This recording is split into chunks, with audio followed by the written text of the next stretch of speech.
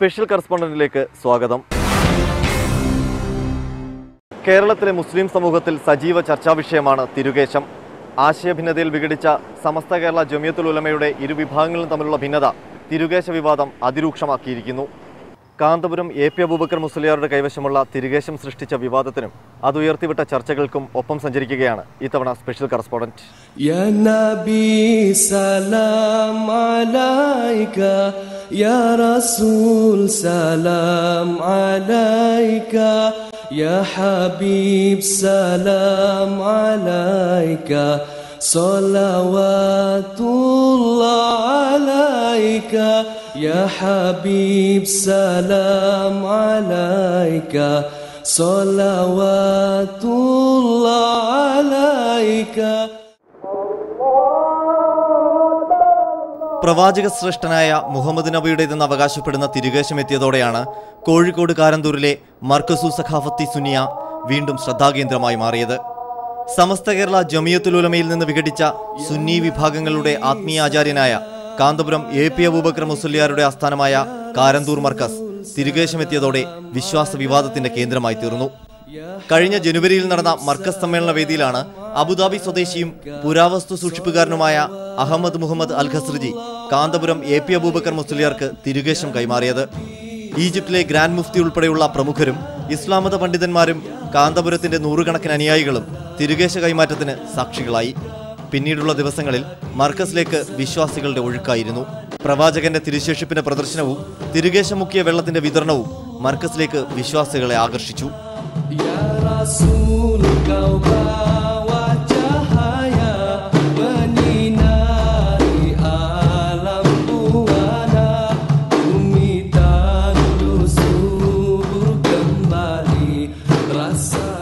Saudi അറേബ്യയിൽ നിന്ന് അബുദാബിയിലേക്ക് കുടിയേറിയ ഖസ്രിജി ഗോത്രവംശജനായ അഹമ്മദ് മുഹമ്മദ് ഖസ്രിജിയാണ് കാന്തപുരത്തിന് തിരുകേശം സമ്മാനിച്ചത്.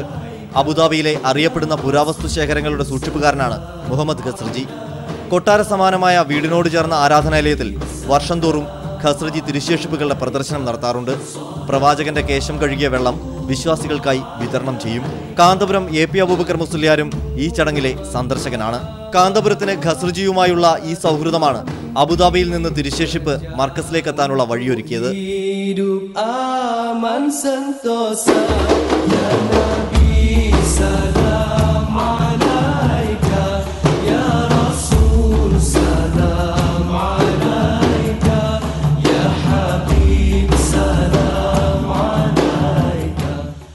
ഒരു സ്വപ്നദർശനത്തിന്റെ ഫലമായാണ് മുഹമ്മദ് ഖസ്രിജി തന്റെ പക്കലുള്ള തിരുകേശത്തിൽ നിന്നൊരു ഭാഗം കാന്തപുരത്തിന് കൈമാറാൻ തീരുമാനിച്ചതെന്നാണ് AP വിഭാഗത്തിന്റെ വാദം.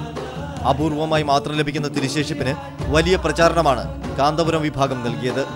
മാത്രമല്ല, തിരുകേശം സൂക്ഷിക്കാനായി പള്ളിയും ഇസ്ലാമിക പഠന ഗവേഷണ കേന്ദ്രവും ഉൾപ്പെടുന്ന ബൃഹത് തീർത്ഥാടന പദ്ധതിക്ക് കാന്തപുരം വിഭാഗം രൂപം നൽകി. ഷെയ്റെ മുബാറക് എന്ന തീർത്ഥാടന സമുച്ചയത്തിന് സാമ്പത്തിക സമാഹരണവും ആരംഭിച്ചു. കോഴിക്കോട് നടന്ന ചടങ്ങിൽ ഷെയ്റെ മുബാറക്കിന് തറക്കല്ലിട്ടു.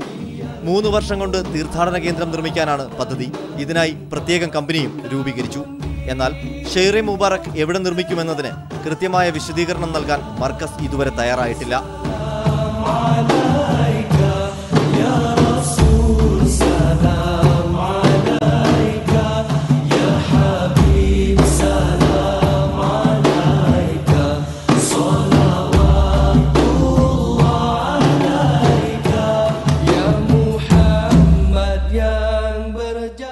പ്രവാചകന്റേതെന്ന് അവകാശപ്പെട്ട് കാന്തപുരം AP അബൂബക്കർ മുസ്ലിയാർ വിശ്വാസ സമൂഹത്തിന് മുന്നിൽ അവതരിപ്പിച്ച കേശം ചോദ്യം ചെയ്യപ്പെട്ടു.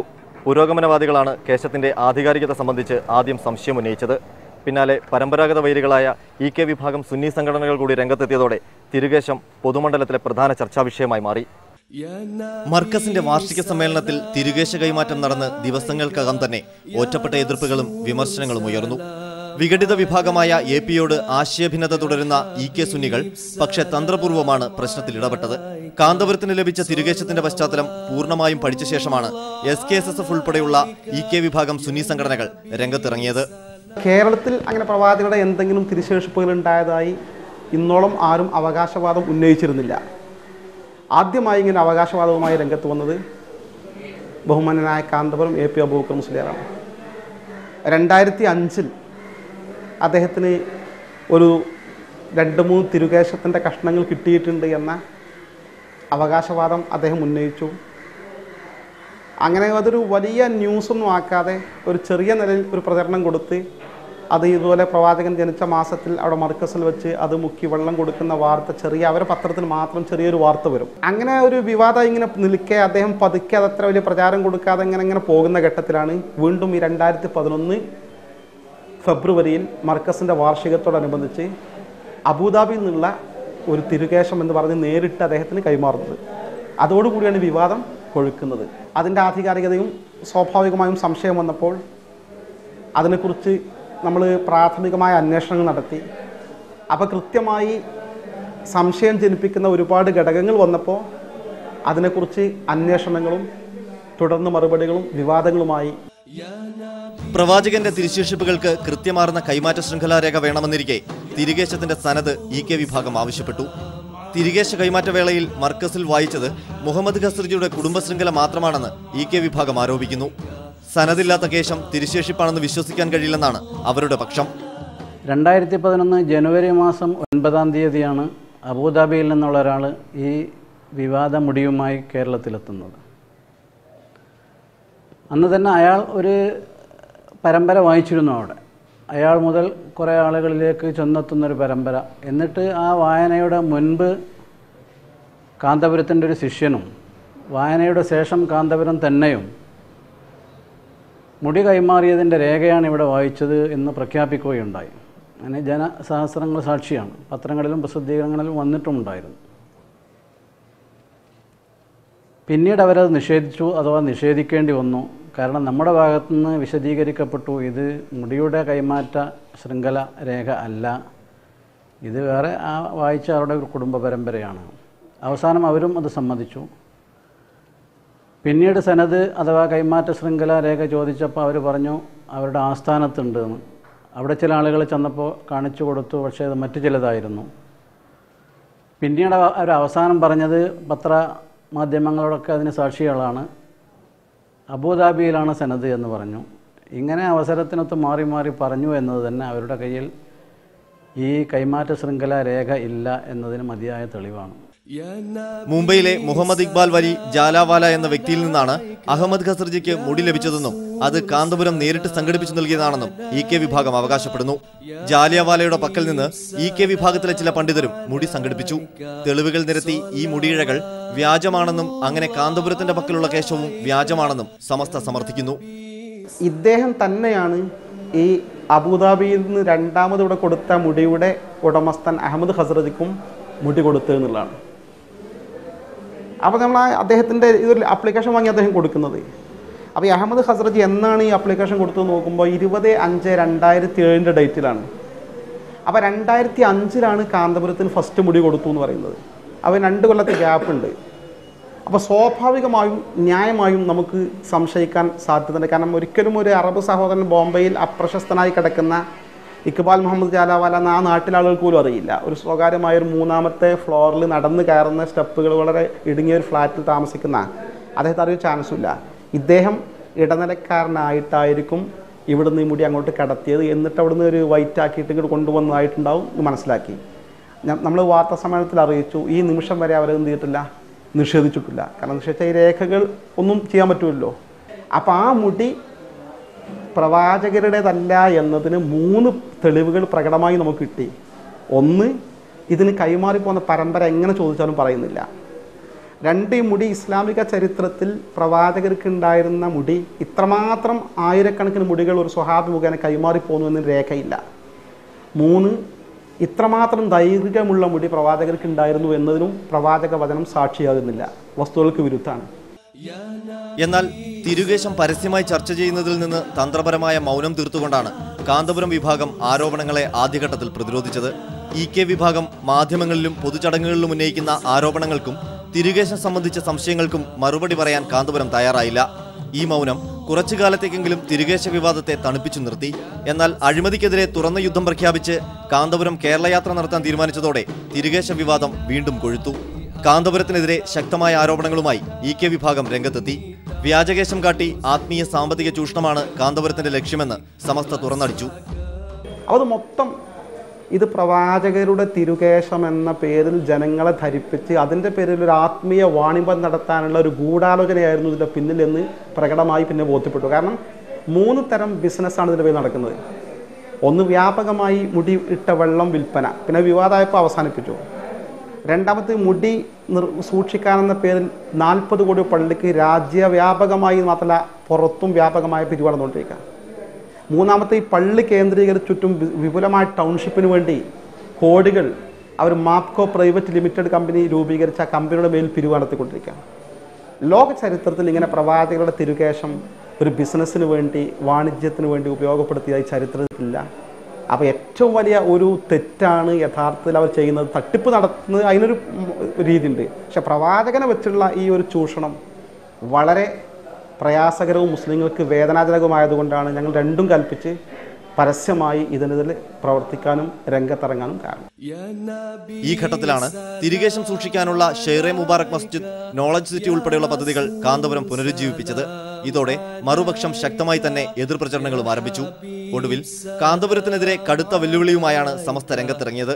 തിരുകേശം എന്ന് അവകാശപ്പെടുന്ന മുടി മതനിയമപ്രകാരമുള്ള പരീക്ഷണങ്ങൾക്ക് വിധേയമാക്കാൻ കാന്തപുരം തയ്യാറാകണമെന്ന നിലപാടെടുത്തു EK വിഭാഗം. കാന്തപുരം മുടി കത്തിച്ചു പരീക്ഷിക്കണമെന്നായി സമസ്ത. ഒപ്പം ജാലിയൻവാലയിൽ നിന്ന് ലഭിച്ച കേശത്തിന്റെ പ്രദർശനവും EK വിഭാഗം സംഘടിപ്പിച്ചു. നിഴൽ കാട്ടിയാണ് മുടി വ്യാജമാണെന്ന് തെളിയിച്ചത്. ഈ ഒരു ഘട്ടത്തിൽ മർക്കസിന് പ്രതികരിക്കേണ്ടി വന്നു. EK വിഭാഗത്തിന്റെ 18ാം അടവിന് കാന്തപുരം മറുപടി പറഞ്ഞു. ഇക്കാര്യത്തിലും തന്ത്രപരമായ നിലപാടായിരുന്നു കാന്തപുരം സ്വീകരിച്ചത്. തന്റെ പക്കലുള്ള തിരുകേശത്തിന്റെ ആധികാരികതയിൽ അദ്ദേഹം ഉറച്ചു തന്നെ നിന്നു. ഞങ്ങൾക്ക് കിട്ടിയത് ഞങ്ങൾക്ക് യഥാർത്ഥമാണെന്ന് ബോധ്യപ്പെട്ടതാണ്. അത് ഞങ്ങൾ വ്യക്തമാക്കി കഴിഞ്ഞിരിക്കുന്നു. പിന്നെ വേറെ ഒരു തൊഴിലും ഇല്ലാത്തവർ അതിങ്ങനെ പറഞ്ഞുകൊണ്ട് നടക്കട്ടെ, ഞങ്ങൾക്കത് പ്രശ്നമില്ല. ഞങ്ങൾക്ക് തൊഴിൽ ഇവിടെ പ്രാവർത്തികമാക്കുന്നതാണ് ഞങ്ങളുടെ ലക്ഷ്യം. അതുകൊണ്ട് ആ ലക്ഷ്യത്തിലൂടെ ഞങ്ങൾ മുന്നോട്ട് നീങ്ങുന്നു. നിങ്ങൾക്കറിയാം, ഇപ്പോൾ ഞങ്ങൾ അതിന് മറുപടി പറയാനോ മറുപടി പറയാനോ ഒന്നും പോകാറില്ല. അത് ഞങ്ങൾക്ക് അറിയാത്തത് കൊണ്ടോ ഞങ്ങൾക്കില്ലാത്തത് കൊണ്ടോ ഒന്നുമല്ല എന്ന് നിങ്ങൾക്ക് വ്യക്തമായി അറിയാമല്ലോ. ഞങ്ങൾക്ക് കിട്ടിയത് ഞങ്ങൾ വളരെ വ്യക്തമായ രേഖയോടുകൂടി കിട്ടിയതാണ്. കത്തിച്ചാൽ കത്തുകയില്ലെന്നത് തീർച്ച. പക്ഷേ അത് കത്തിച്ചു നോക്കാൻ പാടില്ലെന്നാണ് ഞങ്ങൾ മതത്തിൽ വിശ്വസിച്ചിട്ടുള്ളത്. കത്തിച്ചു നോക്കാൻ ഒരിക്കലും പാടില്ല. അങ്ങനെ കത്തിച്ചു നോക്കി പരിശോധിക്കണമെന്ന് ഇസ്ലാം കൽപ്പിച്ചിട്ടുമില്ല. പ്രവാചകൻ്റെ കാലത്തും അതിന് ശേഷവും അത് കത്തിച്ചു നോക്കിയല്ല, വിശ്വസ്തരായ ആളുകളിലൂടെ ലഭിച്ചു എന്നതാണ് അതിൻ്റെ രേഖ. അത് ഞങ്ങൾക്ക് ലഭിച്ചിട്ടുണ്ട്. പ്രവാചകൻ്റെ ജഡം ഇല്ലേ, ജഡം മറ്റ് സാധാരണ ശരീരം പോലെ ജീർണിക്കുകയോ മണ്ണ് തിന്നുകയോ ഇല്ല. എന്നാൽ അതുകൊണ്ട് മാന്തി നോക്കാൻ പാടുണ്ടോ? അവിടെ കവർ തുറന്നു നോക്കാൻ പാടുണ്ടോ? ഇല്ല. അതുപോലെ ഇത് കത്തിച്ചു നോക്കാൻ പാടില്ല. ഇതിനെ ഹീനമാക്കുന്ന ഒരു കാര്യവും ചെയ്യാൻ പാടില്ല. സാമ്പത്തിക ചൂഷണം എന്ന് പറഞ്ഞാൽ എന്താണ്? 35 വർഷമായി ഞങ്ങളിവിടെ ജനങ്ങളോട് ഡൊണേഷൻ പിരിച്ച് സംഭാവന പിരിച്ച് ഇവിടെ പ്രാക്ടിക്കലായി ഭൗതിക വിദ്യാഭ്യാസം നൽകുന്ന സ്ഥാപനങ്ങളും അതിനോട് ബന്ധപ്പെട്ട സ്ഥാപനങ്ങളും റിലീഫ് പ്രവർത്തനങ്ങളും നടത്തിക്കൊണ്ടിരിക്കുകയാണ്. ഒരു ഉറുപ്പിക പോലും തെറ്റായ നിലക്ക് സമ്പാദിച്ചു എന്ന് തെളിയിക്കാൻ ഒരു കക്ഷിക്കും ഇന്ന് വരെ സാധിച്ചിട്ടില്ല, ഇനി സാധിക്കുകയും ഇല്ല. ഒപ്പം ഷെയ്റെ മുബാറക്കിന് തറക്കല്ലിടൽ AP വിഭാഗത്തിന്റെ ശക്തിപ്രകടനം കൂടിയായിരുന്നു. നീണ്ട ഇടവേളയ്ക്ക് ശേഷം മർക്കസിൽ വീണ്ടും തിരുകേശ പ്രദർശനവും വെള്ളം വിതരണവും ആരംഭിച്ചു. തിരുകേശ വിഷയത്തിൽ പിന്നോട്ടില്ല എന്ന വ്യക്തമായ സൂചനയാണ് ഇതിലൂടെ കാന്തപുരം വിഭാഗം നൽകിയത്. എന്നാൽ ഷെയ്റെ മുബാറക്ക് എവിടെ നിർമ്മിക്കും എന്ന് വ്യക്തമാകാത്തത് വീണ്ടും ആരോപണങ്ങൾക്കിടയാക്കി. എന്നാൽ തിരുകേശത്തിന്റെ സനത് സംബന്ധിച്ചും ആധികാരികത സംബന്ധിച്ചും ഉയരുന്ന ചോദ്യങ്ങൾക്ക് കാന്തപുരം വ്യക്തമായ ഉത്തരം നൽകിയിട്ടില്ല. സനത് അബുദാബിയിലെ അഹമ്മദ് ഖസ്രജിയുടെ പക്കലുണ്ടെന്നും അവിടെ പോയി ആർക്കും പരിശോധിക്കാമെന്നുമാണ് കാന്തപുരത്തിന്റെ വിശദീകരണം. പള്ളി നിർമ്മാണവും തിരുകേശ പ്രചരണവുമായി കാന്തപുരം മുന്നോട്ട് നീങ്ങുന്ന പശ്ചാത്തലത്തിൽ വിവാദം അവസാനിക്കാനുള്ള പ്രതീക്ഷകൾ അസ്തമിക്കുകയാണ്. ഒപ്പം ഇരുവിഭാഗം സുന്നികളുടെ ഐക്യവും ഏതാണ്ട് സ്വപ്നം മാത്രമായി.